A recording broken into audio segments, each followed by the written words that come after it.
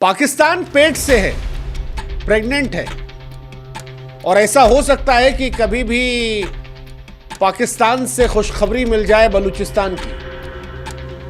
हाँ जी, India versus Pakistan जब भी वॉर होता है तो पाकिस्तान अपने आप प्रेग्नेंट हो जाता है। पिछली बार ये प्रेगनेंसी 1971 में हुई थी, जब 93,000 पाकिस्तानी लोग सर झुकाकर बांग्लादेश की पैदाइश के गवाह बने थे। और इस बार जब पहलगाम के बाद हिंदुस्तान पाकिस्तान की टेंशन फिर से बढ़ी है, तब एक बार फिर लग रहा है कि पाकिस्तान प्रेग्नेंट हो गया है। जिस तरह से बलूचों ने पाकिस्तानियों को ठोका है, पाकिस्तान दोहरी मुसीबत में घिर गया है। एक तरफ इंडिया लाहौर से लेकर कराची और रावलपिंडी में आर्मी के हेडक्वार्टर पर मिसाइल फोड़ रहा है, वहीं दूसरी तरफ पाकिस्तान की सेना पर बलूचिस्तान हमला कर रहा है। अब सवाल यह है कि क्या इंडिया और पाकिस्तान की जंग के बीच बलूचिस्तान आजाद होगा? क्या जैसे 1971 में इंडिया ने पाकिस्तान से बांग्लादेश को अलग किया था, वैसे ही इस बार भारत बलूचिस्तान को पाकिस्तान से अलग कर देगा? यह सवाल बड़ा सीरियस है। और सवाल यह भी है कि आखिर बलूचिस्तान पाकिस्तान से क्यों अलग होना चाहता है? क्यों बलूच लिबरेशन आर्मी पाकिस्तानी सेना से लड़ रही है? और क्या वाकई में पाकिस्तान की प्रेगनेंसी इस बार उसे फिर एक खुशखबरी देने वाली है?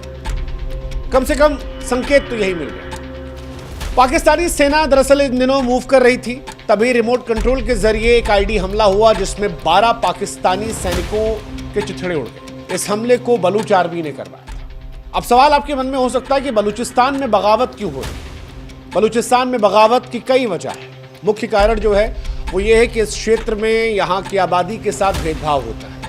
बलूचिस्तान पाकिस्तान का वो इलाका है जो सबसे ज्यादा खनिज वाला है, लेकिन विकास के मामले में ये इलाका सबसे पिछड़ा है। बलूचिस्तान से लगे ग्वादर पोर्ट को पाकिस्तान ने चीन के हवाले कर दिया, लेकिन इस प्रोजेक्ट से भी बलूचिस्तान में कोई फायदा नहीं, और अब बलूच लोग लगातार पाकिस्तान और चाइना का विरोध कर रहे हैं। अब सवाल ये, क्या ये विरोध अभी से है या पहले से है, वो भी बताएंगे आपको। लेकिन फिलहाल बलूचों की समस्या बताते हैं। बलूचों का क्षेत्रफल जो है वो पाकिस्तान का कुल, जैसे मान लीजिए पाकिस्तान 100% है तो उसका 46% बलूच है। यहाँ की आबादी जो है वो तकरीबन 1.5 करोड़ है, जो पाकिस्तान की टोटल पॉपुलेशन का केवल 6% है। लेकिन जब बात गरीबी की आती है तो बलूचिस्तान में 70% लोग ऐसे हैं जो गरीबी रेखा के नीचे हैं। इसके अलावा पाकिस्तान में जितनी सेंटर ऑफ पावर है वो सारी पंजाब के आसपास है, जो छोटा सा इलाका है, लेकिन सारे सत्ता में बड़े लोग जो हैं वो पंजाब से आते हैं। बलूच लोगों को सेना में टॉप पदों पर कभी नियुक्ति नहीं दी जाती, अलग थलग रखा जाता है, ह्यूमन राइट वायलेशन होते हैं, और इसीलिए लगातार वो आज़ादी की मांग करते हैं। अब जब भारत और पाकिस्तान के बीच में युद्ध शुरू हो गया है तो बलूचिस्तान भी इस युद्ध में आहुति देना चाहता है और कहता है कि इस प्रेगनेंसी में हमें पाकिस्तान के पेट से बाहर निकाल दो। अब सवाल यह है कि बलूच बगावत क्यों कर रहे हैं? एक वजह तो हमने आपको बता दी। दूसरी वजह यह कि बलूच अपनी अलग सांस्कृतिक और भाषाई पहचान जो ईरान और अफगानिस्तान से ज्यादा मिलती है उसे बचाए रखना चाहते हैं। पाकिस्तान में पंजाबी वर्चस्व खेलते बलूचों को भेदभाव का सामना करना पड़ता है, और जब कभी वो इसके लिए आवाज उठाते हैं तो उनके नागरिकों को, उनके पत्रकारों को पीटा जाता है, अपहरण किया जाता है, और वो लंबे समय के लिए गायब कर दिए जाते हैं। और यही वजह है कि बलूचिस्तान में पाकिस्तान के खिलाफ लंबे समय से जंग चल रही है। अगर हाल फिलहाल की बात करें तो कई बार बलूचों ने पाकिस्तान पर अटैक किया। जैसे 1 फरवरी 2025 को 18 पाकिस्तान के जवानों को ऊपर भेज दिया। 12 मार्च 2025 को ट्रेन हाईजैक किया, 200 सैनिकों की हत्या की। 16 मार्च 2025 को बस पर हमला किया, 90 सैनिकों की मौत हुई। 6 मई 2025 को 6 सैनिकों को मार डाला। 7 मई 2025 को 12 सैनिकों की हत्या कर दी। बलूच लगातार विद्रोह कर रहे हैं, और अब भारत में उन्हें उम्मीद नजर आ रही है कि भारत उनकी प्रेगनेंसी में डॉक्टर का काम करेगा और पाकिस्तान से निकालकर उन्हें अलग पलने, पोसने और बढ़ने का मौका देगा। लेकिन अब सवाल यह कि बलूचों की कहानी क्या है? तो बलूचों की कहानी जो है वो भी वहीं से शुरू होती है जहां से पाकिस्तान का जन्म हुआ था। ब्रिटिश शासन के दौरान कई सारे ऐसी रियासतें थी जो डायरेक्टली ब्रिटिश शासन में नहीं थी। आजादी के बाद जितने भी छोटे छोटे राज्य थे उनको 3 ऑप्शन दिए गए थे कि या तो आप इंडिया के साथ चले जाओ, या पाकिस्तान के साथ चले जाओ, या फिर इंडिपेंडेंट चले जाओ। और इन्हीं रियासतों में से बलूचिस्तान भी था, जिसमें कलात, खारान, लासबुरा और मकरान की रियासतें शामिल थी। जिन्ना उस वक्त कलात और हैदराबाद दोनों के करीब थे। दोनों के साथ उन्होंने संवाद किया और कहा कि दोनों इंडिपेंडेंट हो जाएं। हालांकि इंडिया ने बाद में हैदराबाद को अपने साथ शामिल कर लिया। 13 सितंबर 1948 को सैन्य कार्रवाई के बाद हैदराबाद इंडिया में शामिल हो गया था, लेकिन इससे पहले ही मुस्लिम लीग और कलात ने घोषणा पत्र पर समझौता कर दिया। दरअसल कलात को डरा धमकाकर बहकाकर जिन्ना ने उन्हें अपने तरफ कर लिया। जिन्ना ने उन्हें आश्वासन दिया था कि उनकी अलग पहचान को मिटाया नहीं जाएगा, लेकिन जो कलात मुस्लिम लीग की बात मान लिए थे उन्हें सबसे बड़ा धोखा, क्योंकि कलात की स्वतंत्रता का सम्मान करने की बात जिन्ना ने कही थी। मोहम्मद अली जिन्ना जो उस वक्त सभी छोटी छोटी रियासतों को ऑफर कर रहे थे, उन्होंने कलात को भी ऑफर किया था। कलात के अलावा भी जैसे जूनागढ़ था, हैदराबाद था, भोपाल था, राजस्थान रहा, तमाम इलाकों को जिन्ना ऑफर कर रहे थे कि आप आइए हमारे साथ, आपकी सारी बातें मान ली जाएंगी।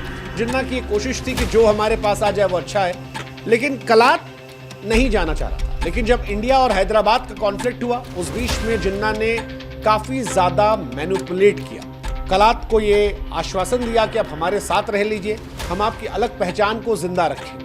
लेकिन जिस मुस्लिम लीग ने कलात की स्वतंत्रता का सम्मान करने की बात कही थी, उसने बलूचिस्तान पर कब्जा कर लिया। सेना चला। पाकिस्तान बनने के बाद बलूचिस्तान में विद्रोह की आवाज उठती रही और बलूचिस्तान वाले लगातार पाकिस्तान का विरोध करते रहे। हालांकि बलूचिस्तान हमेशा से फारस और हिंद साम्राज्य के बीच पूरब से लेकर पश्चिम तक एक सैंडविच की तरह रहा। बलूचिस्तान के उत्तर में पड़ोसी अफगानिस्तान को भी तमाम युद्ध का दंश झेलना पड़ा। हालांकि अफगानियों के पास एडवांटेज ये कि उनके पास बड़े बड़े पहाड़ हैं उनकी सुरक्षा के लिए, जो बलूचियों के पास थे। स्टेट ऑफ कलात को कई लोग पाकिस्तान का हैदराबाद भी कहते थे। कलात स्वतंत्र रियासत थी जिसने पाकिस्तान से दोस्ती की थी, लेकिन जो जिन्ना शुरुआत में कलात के हिमायती थे, वो बाद में अपना मन बदलते हैं और कलात को अपने जागीर समझ लेते हैं। अब कईयों के मन में सवाल है कि जिन्ना क्यों बदला।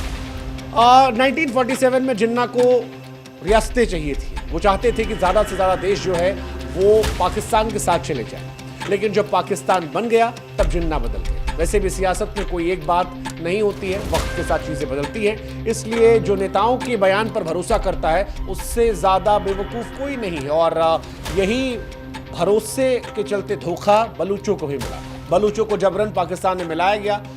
भारत और बलूच के संबंध क्यों नहीं बने, ये भी सवाल कई बार उठता है। कई बार ये कहा जाता है कि नेहरू को ऑफर दिया गया था कि बलूचिस्तान को मिला लीजिए। हालांकि बलूचिस्तान और भारत की भौगोलिक दृष्टिकोण में काफ़ी दूरियां हैं। बलूचिस्तान भले पाकिस्तान में शामिल है, लोगों का मन वहाँ नहीं है। बलूच लोग कई बार इंडिया से जुड़ने की बात करते हैं, कई बार इंडिया से मदद मांगते हैं, लेकिन दिक्कत यह है कि बलूच का इलाका अलग है। जैसे जूनागढ़ पाकिस्तान नहीं जा पाया। जूनागढ़ के नवाब ने पाकिस्तान में शामिल होने का मन बनाया था, लेकिन जूनागढ़ जहां है वहां से पाकिस्तान में रहना आसान नहीं था। इसी तरह जहां कलात है वहां से भारत में रहना मुमकिन नहीं था। कई बार ये भी कहा था कि मुसलमान हैं इसलिए कलात लोग को पाकिस्तान के साथ हो जाना चाहिए। हालांकि मुसलमान और बलूच ये वाला लॉजिक जो है वो यहाँ नहीं चलता, क्योंकि मुसलमान होना काफ़ी नहीं है, और इसका जवाब बलूच के लोग देते हैं। 1947 में मीर गौस बख्श नेशनल पार्टी के सदस्य थे। उन्होंने एक स्टेटमेंट दिया था कि हमारी संस्कृति ईरान और अफगानिस्तान की तरह अलग है। अगर केवल मुसलमान होने की वजह से शामिल होना चाहिए, तब तो दुनिया के सारे मुल्कों को एक हो जाना चाहिए जो मुस्लिम है। ईरान और अफगानिस्तान क्यों अलग है? उन्होंने कहा कि बलूचों को डराया जाता है कि परमाणु हथियारों के दौर में हम रक्षा नहीं कर सकते, लेकिन बलूच के लोग सवाल उठाते हैं कि जब अफगानिस्तान, ईरान और तमाम ऐसे देश हैं मुसलमान जो अपनी रक्षा कर रहे हैं, अपनी संप्रभुता को बनाए हुए हैं, तो ये क्यों रक्षा नहीं कर सकते? क्यों पाकिस्तान इनके साथ दमन कर रहा है? ये सवाल अपने आप में महत्वपूर्ण है। हालांकि पाकिस्तान की इकलौती समस्या बलूच नहीं है। पाकिस्तान 3 तरफ से टूट सकता है। वो जो प्रेगनेंसी का जिक्र हम कर रहे थे, वो ट्रिपलेट्स पैदा कर सकती है। कैसे? एक बवाल खैबर पख्तूनख्वा में चल रहा है, तो खैबर पख्तूनख्वा भी पाकिस्तान से निकल सकता है। एक बवाल गिलगित बाल्टिस्तान से निकल रहा है, और एक समस्या जो है बलूच की हमने आपको बताई। अब सवाल ये है कि अगर भारत हमला कर देता है तो क्या बलूच साथ खड़े होंगे?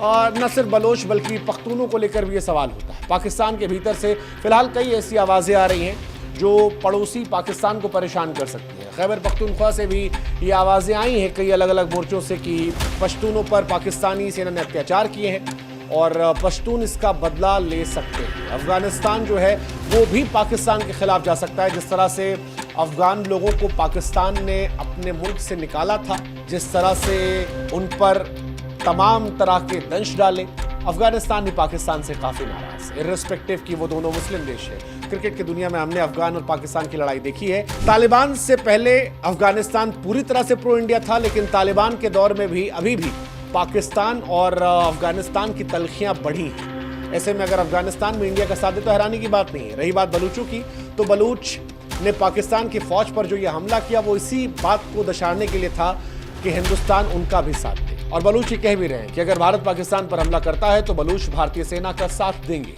बलूचिस्तान में लंबे समय से पाकिस्तान सरकार के खिलाफ आवाजें उठ रही हैं और जब भारत का नाम शामिल हुआ तो ये कूटनीतिक दृष्टिकोण से और बड़ा माना जा रहा है, क्योंकि बलूचों को भी इसमें अपनी उम्मीद दिख रही है जो सालों साल से ठगा हुआ और शोषित महसूस करते हैं। अब सवाल ये कि क्या वाकई में बलूचिस्तान अलग हो जाएगा, इसी बार हो जाएगा? इतना आसान नहीं, बट नामुमकिन भी नहीं है। अफगानिस्तान और बलूच विद्रोही भारत का साथ इसलिए दे रहे हैं क्योंकि उन्हें पाकिस्तान के साथ साझा तनाव और भारत के साथ रणनीतिक हित मेल खाते दिख रहे हैं। अफगानिस्तान भारत को एक विश्वसनीय सहयोगी के तौर पर दिख रहा है, जबकि बलूच विद्रोही जो हैं वो पाकिस्तान के खिलाफ अपनी लड़ाई में भारत से नैतिक या फिर अप्रत्यक्ष समर्थन की उम्मीद कर रहे हैं। हालांकि यह समर्थन सीमित होगा या खुलकर होगा, ये देखने वाली बात है, क्योंकि अगर समर्थन खुलकर होगा तो फिर वो समर्थन कई जोखिमों के साथ आता है। इसके अलावा क्षेत्रीय वैश्विक शक्तियां जैसे अमेरिका, रूस, चीन, इनकी भूमिका भी यहां पर काफी इंपॉर्टेंट है। लेकिन एक बात जो हम दावे से कह सकते हैं वो ये कि पाकिस्तान की मुसीबतें कम नहीं। बलूचों ने सुनिश्चित किया कि उन्हें भी उम्मीद दिख रही है। वो उम्मीद जो खैबर पख्तूनख्वा वालों को दिख रही है, वो उम्मीद जो गिलगित बाल्टिस्तान वालों को दिख रही है, वो उम्मीद जो भारत को पीओके वापस लाने में दिख रही है, वही उम्मीद बलूचों को दिख रही है। अगर ये फुल फ्लेजेड वॉर होती तो ऐसा हो सकता है कि पाकिस्तान इस बार प्रेगनेंसी में बलूचिस्तान को जन्म दे। ऐसा हो सकता है। अगर ऐसा हुआ तो इंदिरा गांधी ने बांग्लादेश बनाया, मोदी साहब शायद बलूचिस्तान बना देंगे। वैसे भी सियासत को जानने वाले कहते हैं कि मोदी साहब का लॉन्ग टर्म विजन है कि पाकिस्तान का एक टुकड़ा कर इतिहास के पन्नों में अपना नाम अमर कर ले। क्या ऐसा होगा? हिंदुस्तान, पाकिस्तान, बलूचिस्तान के जो लोग हैं वो इस बात की टिप्पणी कर सकते हैं। बाकी आप हमें से जुड़िएगा, आप जुड़ेंगे तो हमारी ताकत बढ़ेगी। इंतजार रहेगा। जय हिंद, जय भारत।